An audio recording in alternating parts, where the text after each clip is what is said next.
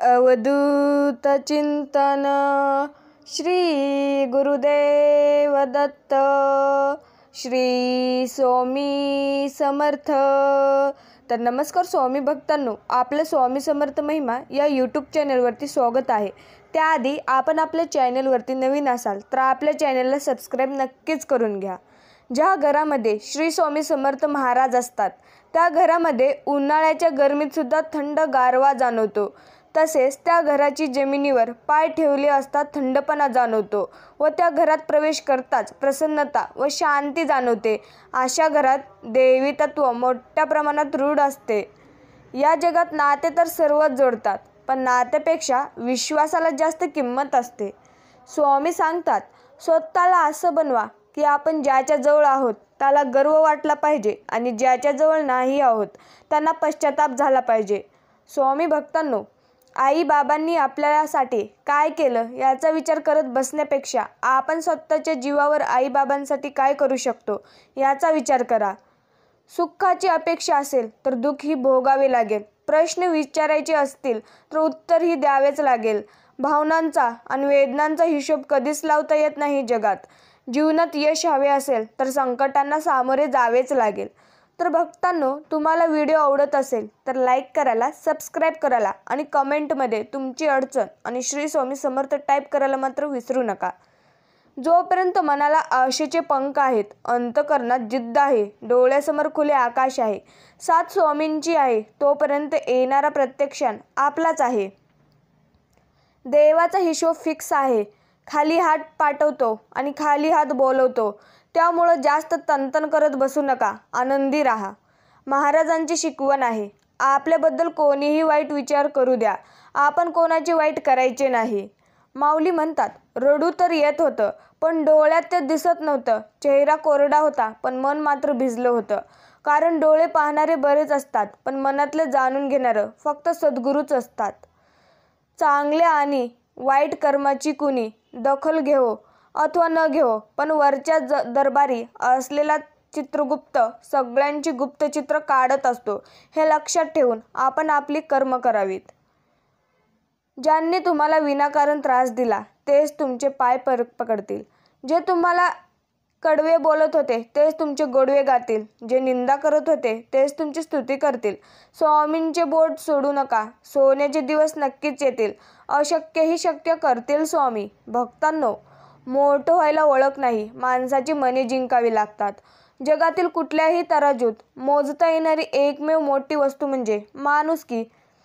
भावना कळायला मन लागतं, वेदना कळायला जाणीव लागते, देव कळायला श्रद्धा लागते, माणूस कळायला माणुसकीच लागते, चांगलं कळायला सुंदर विचार लागतात, भरपूर जगायला पैसा नाही तर आयुष्य लागतं।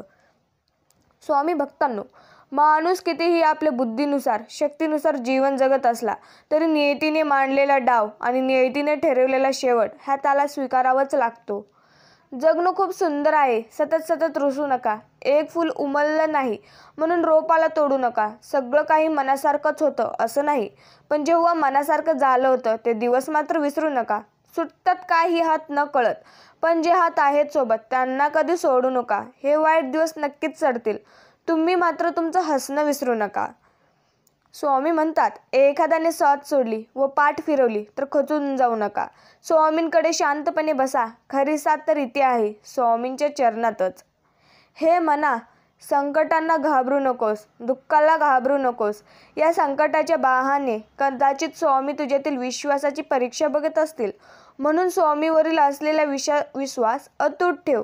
हा विश्वास अभेद ठेव आणि संकटांचा सामना करत स्वामींच्या परीक्षेत पास हो।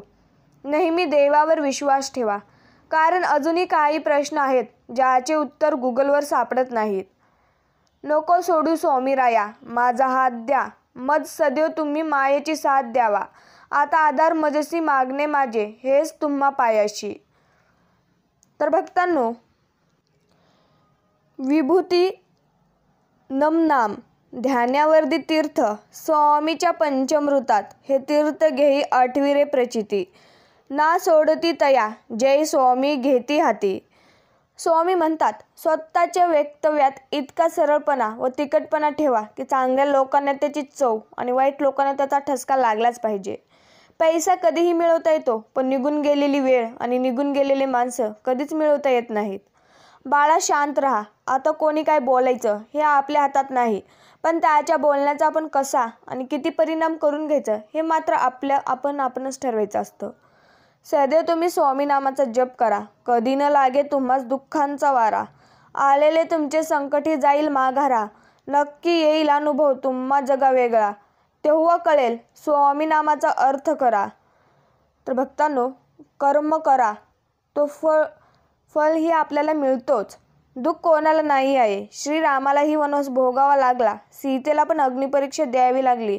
त्यांच्या पुढे तुम्ही आम्ही कोण? जसं धोक्यांमागे सुंदर निसर्ग असतो ना, तसंच दुःखामागेही सुख असते. ते दिसायला थोडा उशीर लागतो एवढंच, पण उशिरा मिळालेलं फळ नेहमीच गोड असतं, हे लक्षात घ्या. देवांवर श्रद्धा, विश्वास आणि प्रेम असेल ना, देव तुम्हाला एकटं कधीच टाकणार नाही.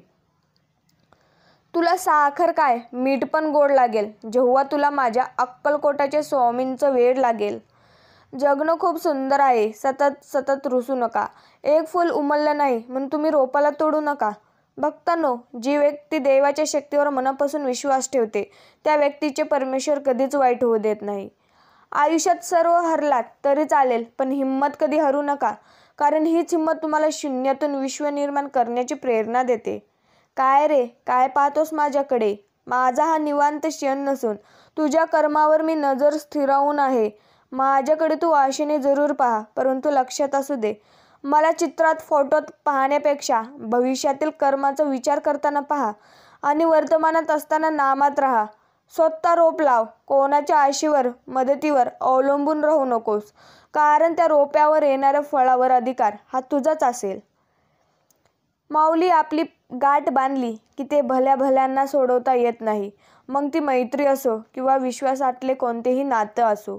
ज्यांना धन कमवायचं त्यांना कणसुद्धा वाया घालू नये, आणि ज्यांना ज्ञान कमवायचे त्याने एक क्षणसुद्धा वाया घालू नये. आयुष्यातील सर्वात मोठे यश म्हणजे आपल्या मुले आई वडिलांच्या चेहऱ्यावर असणारा आनंद आणि समाधान. सुशीलो मृत्युपुण्य पितृपुण्य चातुरा, औदार्य गुरुपुण्यजन, आत्मपूजनेने भाग्यवान.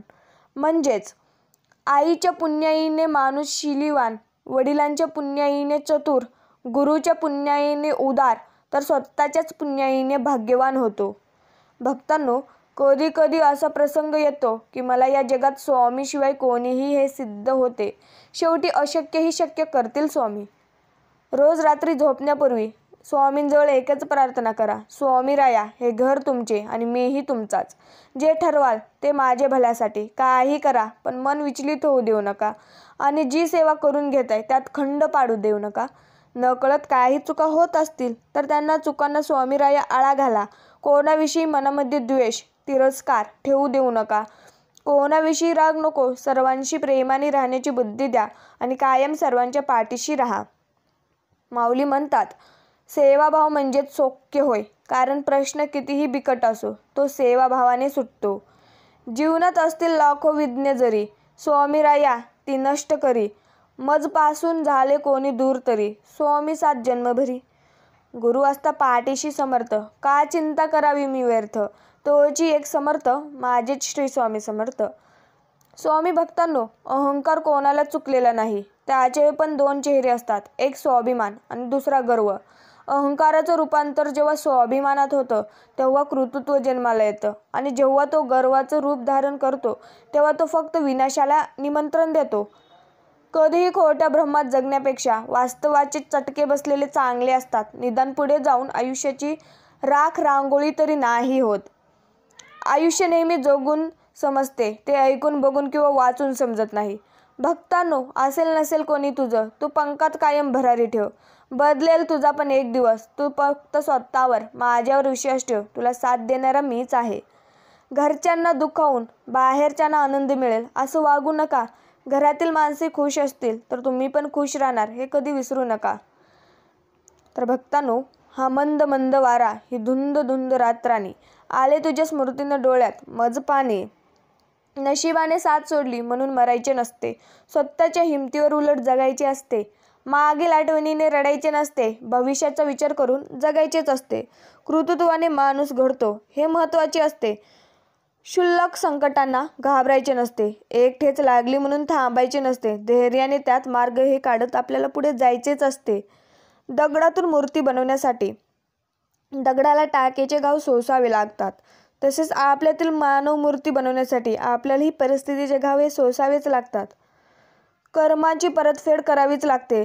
त्यासाठी कर्म करताना नेहमी चांगले कर्म करा. पण ब्रह्मांडातील कोणताही नियम बदलू शकतो, पण कर्माचा सिद्धांत कधीही बदलत नाही. भक्तांनो, जे झाले ते होते, जे होणार आहे ते चांगल्यासाठीच होते. माणसाला त्याचे भोग हे भोगूनच संपावे लागतात. ते टाळता येत नाहीत, कारण तो त्याच्या कर्माचा हिशोब असतो. स्वतःला माझ्याशी जोड, बाकी सर्व माझ्यावर सोड. तुम्ही आयुष्यात काहीतरी करू शकता हा विश्वास तुमच्यामध्ये आणणं हीच आनंदाची पहिली पायरी असते. खरं नाते तेच जे तुम्हाला भूतकाळासकट स्वीकारते, वर्तमान काळात पाठराखण करते आणि भविष्यात तुम्हाला धीर देते, प्रेम देते. माऊली म्हणतात, जे कर्मच करत नाही तेच कायम नशिबाला दोष देत राहतात. त्यांच्याकडे तक्रारींचा कायम ढीगच असतो. उपयोग करून घेणारे खूप भेटतील, पण उपयोगी पाडणारे हाताच्या बोटावर मोजता येतील इतकेच असतील. वेळीच माणसं ओळखायला शिकलं की पश्चातापाची वेळ येत नाही. योग्य क्षणांची वाट बघण्यासाठी संयम असणे हीच खरी जीवनातील अवघड परीक्षा आहे. भक्तांनो, आम्ही जातो आमच्या गावा, आमचा रामराम घ्यावा.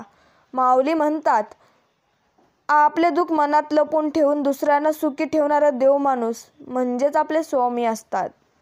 तर स्वामी भक्तांनो, असंच आपल्या स्वामी माऊलींचे संदेश पाहण्यासाठी आपल्या चॅनलला सबस्क्राईब नक्कीच करून घ्या. श्री स्वामी समर्थ. जय जय स्वामी समर्थ. धन्यवाद.